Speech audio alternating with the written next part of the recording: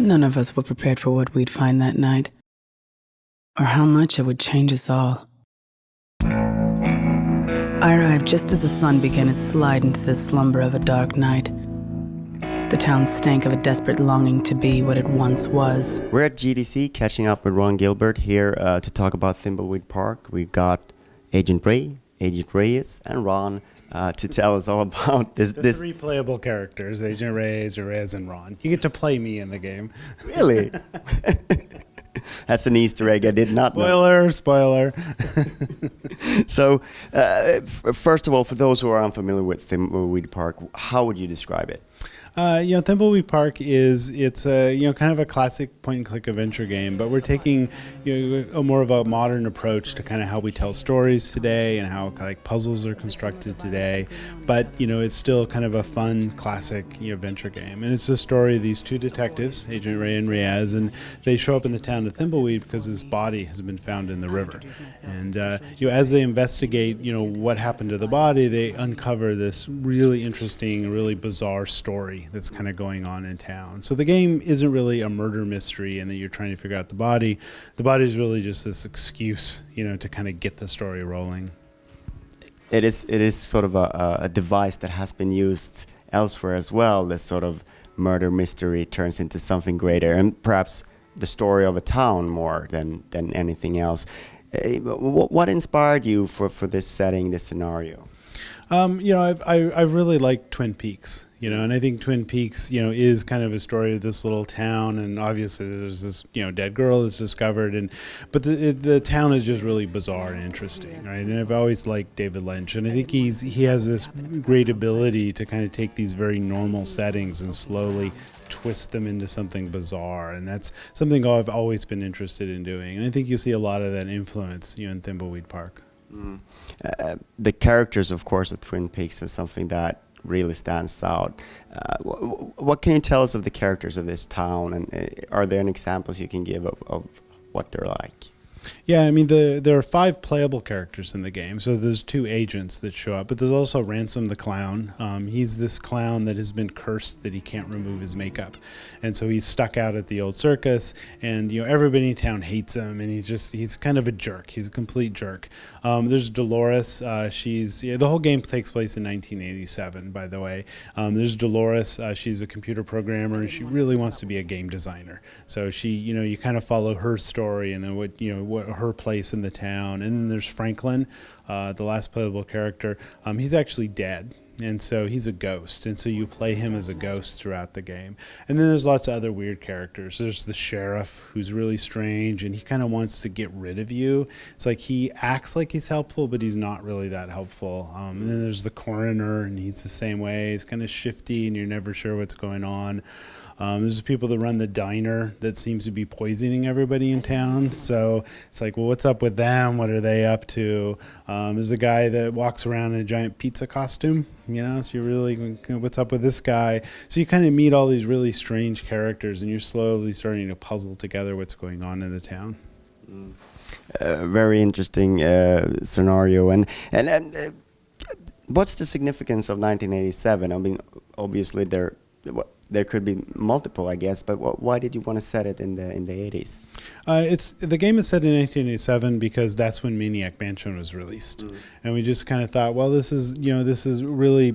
It's not really a throwback, but it's like really kind of taking what Gary and I learned with Maniac Mansion and kind of moving it forward. And so, since Maniac Mansion was released in 1987, we kind of thought, well, let's set this game in 1987.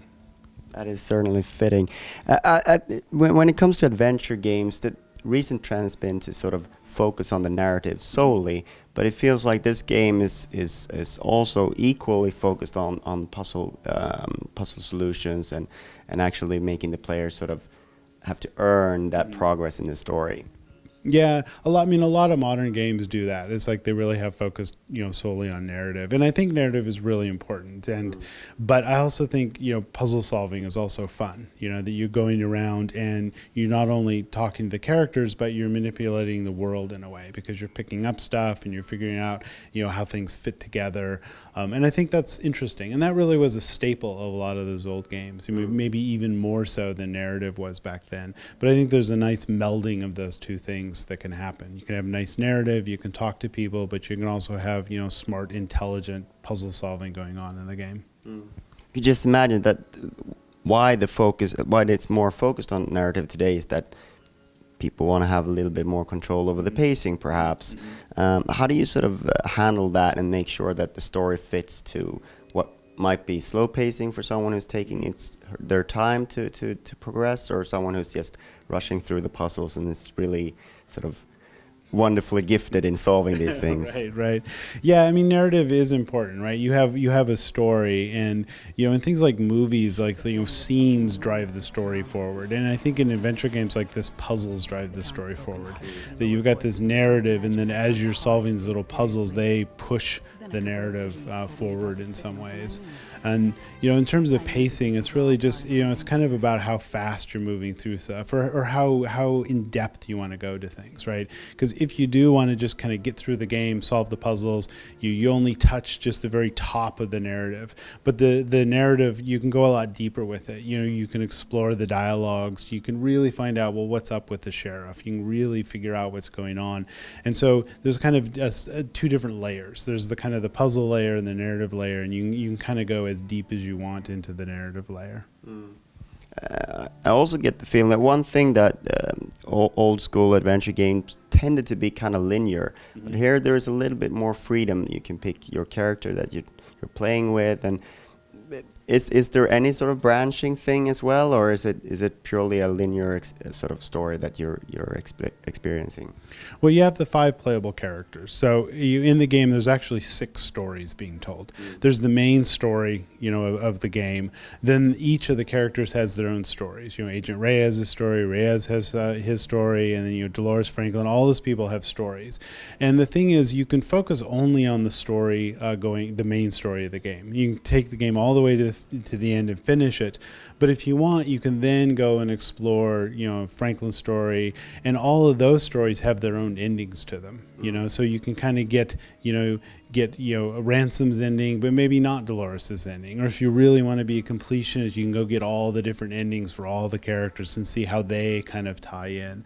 So it's not really branching in that once you've made a branch, you've cut off the other branches, but we've constructed it so there are these, 6 different branches, but you can do them all at once and they can all kind of finish together if you want. How would you describe the journey that you've taken with this game from the Kickstarter and prior to that, getting started on it, and where we're at today? Well, the Kickstarter we did, a year ago in December, and we raised, the money for that.